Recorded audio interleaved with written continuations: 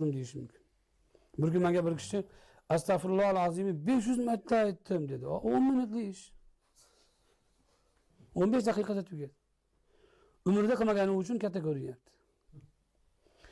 Ko'pni me'yori nima? Qachon ko'p bo'ladi? Zokirlar hadis shariflarini o'rgansa ulamolar bir hadis sharif kelgan. Ko'p hadislarda zikrlarda adadi bor. Subhanallohni 33 ta ayting, alhamdulillah 33 ta yoki 11 ta aytish bor.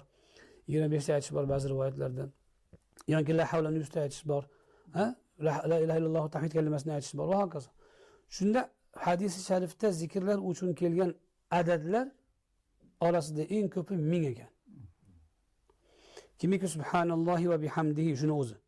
Subhanallohi azimsiz.